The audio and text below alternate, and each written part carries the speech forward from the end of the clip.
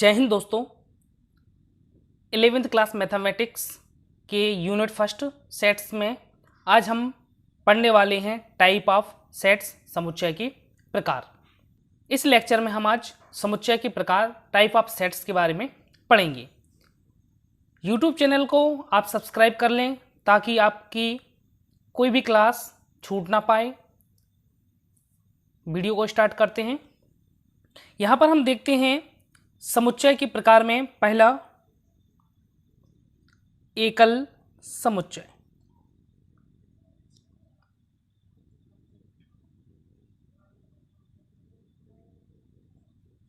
एकल समुच्चय या फिर हम कह सकते हैं वन पॉइंट सेट या यूनिट सेट।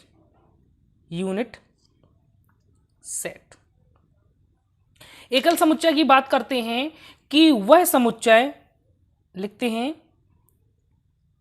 वह समुच्चय जिसमें केवल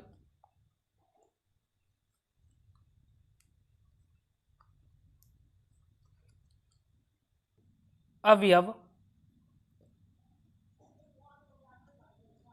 हो, तो वह समुच्चय जिसमें केवल एक ही अवयव हो एकल समुच्चय कहलाता है।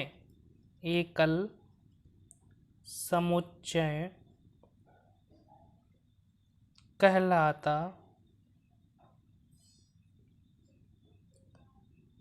है। या एकल समुच्चय या यूनिट सेट या सिंगल टर्म सेट या वन पॉइंट इसको कहते हैं। इसके हम उदाहरण देख लेते हैं।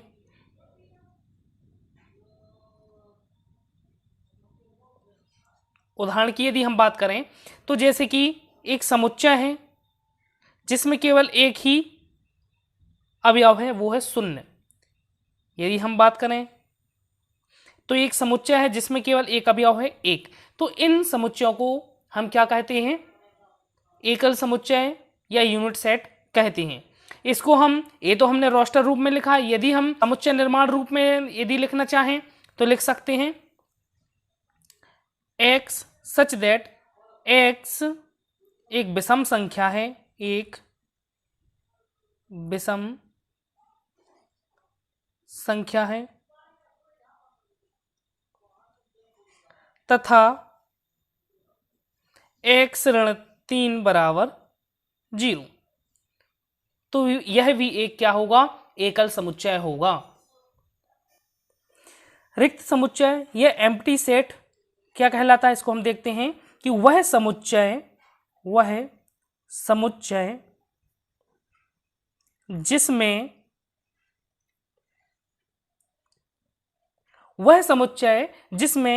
एक भी अवयव नहीं होता, अर्थात कोई भी अवयव नहीं होता। वह समुच्चय जिसमें एक भी अवयव नहीं होता है,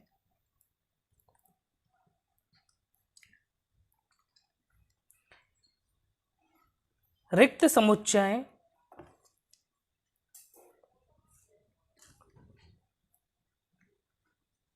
या शून्य समुच्चय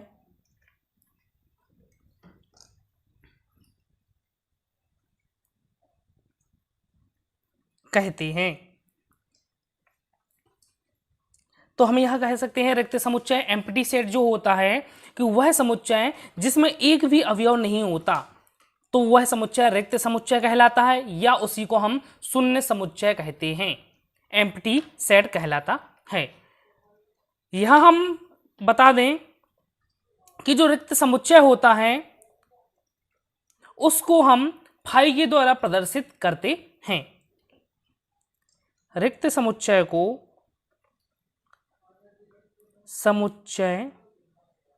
को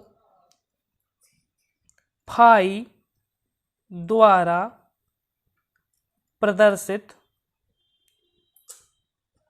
करते हैं। इसके उदाहरण देख लेते हैं हम।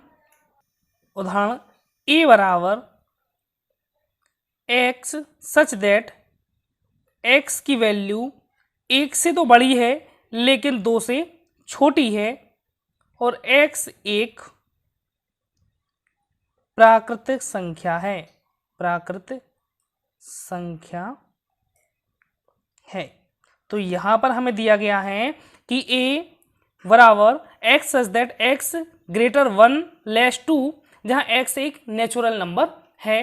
तो यह भी एक क्या है, हमारा रिक्त समुच्चय है, क्योंकि x का मान 1 से बड़ा है लेकिन 2 से छोटा है, लेकिन x क्या है, एक प्राकृतिक संख्या।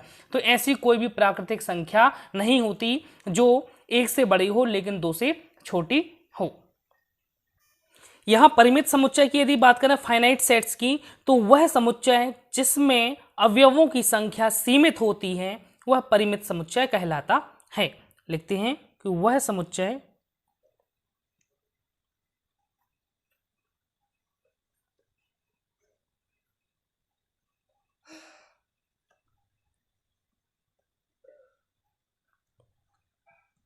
अवयवों की संख्या सीमित होती है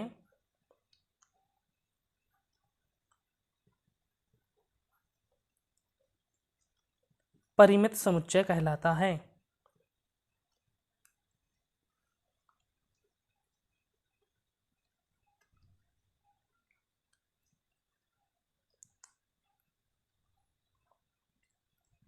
ठीक है, तो ऐसा समुच्चय जिसमें अवयवों की संख्या कैसी हो, सीमित हो, वो परिमित समुच्चय कहलाता है। उदाहरण देख लेते हैं।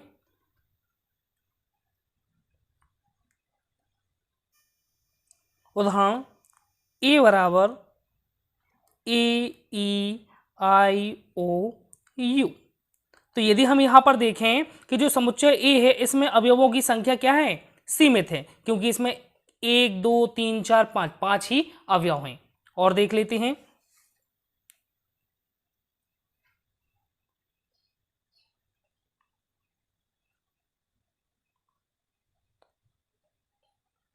बी बराबर सप्ताह के दिनों का समुच्चय। तो यदि हम सप्ताह के दिनों की बात करें तो सप्ताह के दिन 7 ही होते हैं, वह संख्या क्या है, सीमित है, इसलिए हम कह सकते हैं कि यह क्या है, परिमित समुच्चय है। अपरिमित समुच्चय इनफाइनाइट सेट वह समुच्चय जिसमें अवयवों की संख्या सीमित नहीं होती है, असीमित होती है, अनंत होती है, वह समुच्चय अपरिमित समुच्चय कहलाता है। तो लिखते हैं वह समुच्चय जिसमें अवयवों की संख्या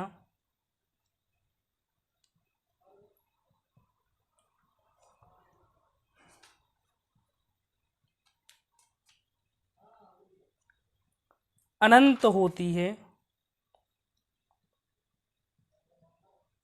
अनंत होती है, अपरिमित समुच्चय कहलाता है। परिमित समुच्चय कहलाता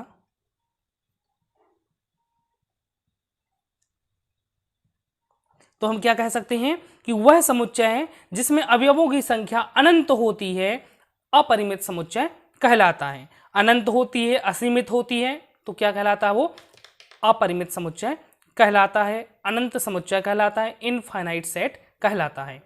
उदाहरण के लिए हम कह सकते हैं x बराबर आकाश में तारों का समुच्चय। तो यहां हम कह सकते हैं कि x बराबर जो आकाश में तारों का समुच्चय है एक कैसा है, अपरिमित समुच्चय है, क्योंकि तारों की संख्या गिनना असंभव है, इसलिए यह एक अपरिमित समुच्चय का उदाहरण है। एक उदाहरण और देख लेते हैं। g बराबर किसी रेखा पर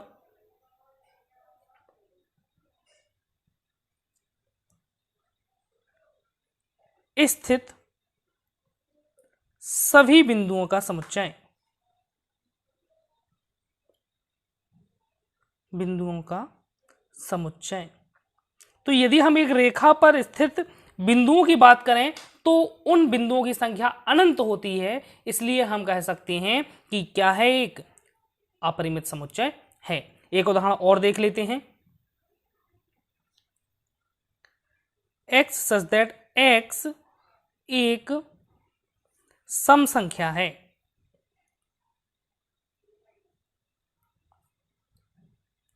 तो हम यहां पर x एक सम संख्या है, तो सम संख्या अनंत हो सकती हैं, तो इसलिए हम कह सकते हैं कि यह भी क्या है, अपरिमित समुच्चय है।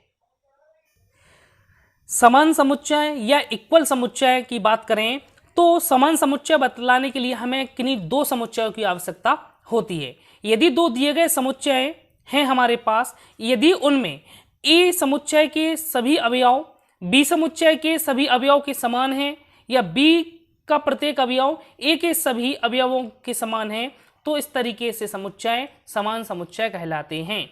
जैसे कि हम लिखते हैं कि दो दिए गए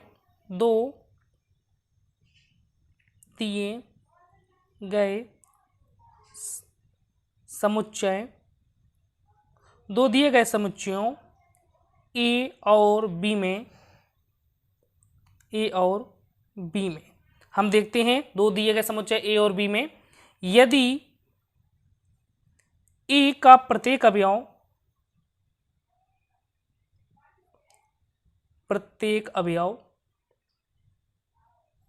बी का भी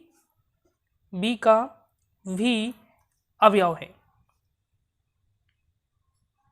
क्या कहा गया है कि ए का प्रत्येक अवयव बी का भी अवयव है और बी का प्रत्येक अवयव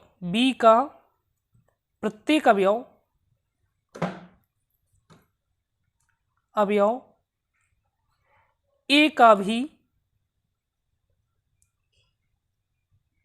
अवयव है,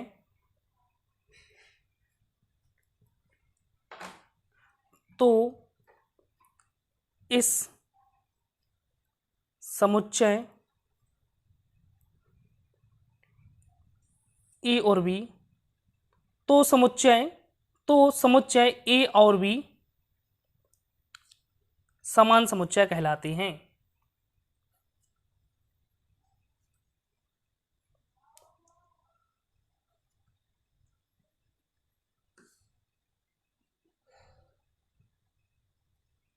तो यहां पर हम क्या कह सकते हैं कि दो समुच्चय समान समुच्चय कहलाते हैं यदि ए का प्रत्येक अवयव बी का भी अवयव है और बी का प्रत्येक अवयव ए का भी अवयव है, तो इस प्रकार के समुच्चय समान समुच्चय कहलाते हैं।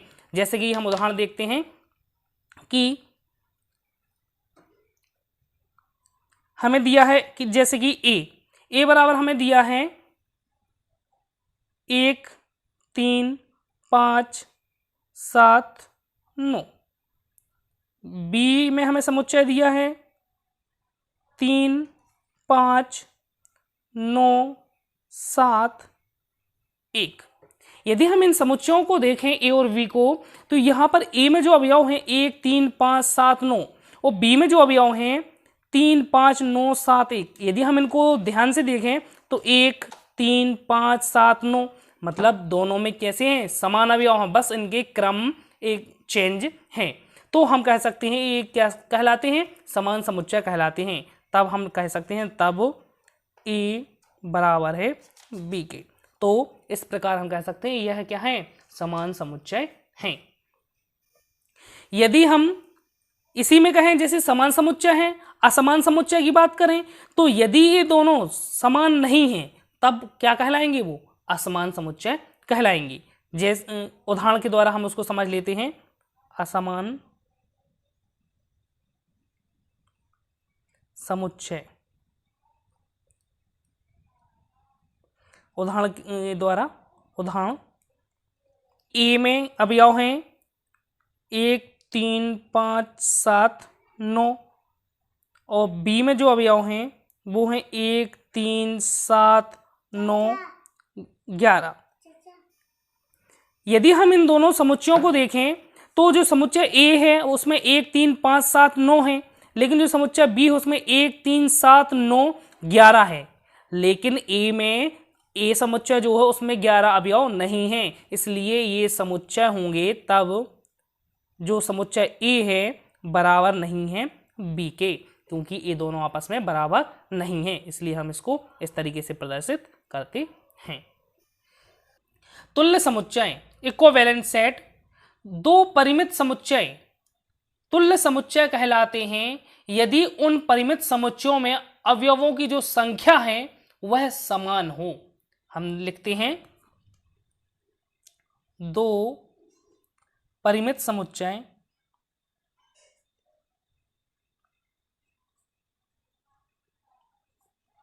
ए और बी तुल्य समुच्चय कहलाते हैं यदि उनमें अवयवों की संख्या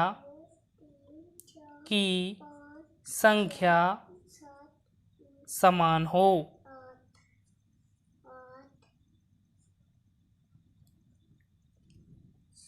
तो हम कह सकते हैं तुल्य समुच्चय या इक्विवेलेंट सेट कहलाता है कि दो परिमित समुच्चय ए और बी तुल्य समुच्चय कहलाते हैं यदि उनमें अवयवों की संख्या समान हो।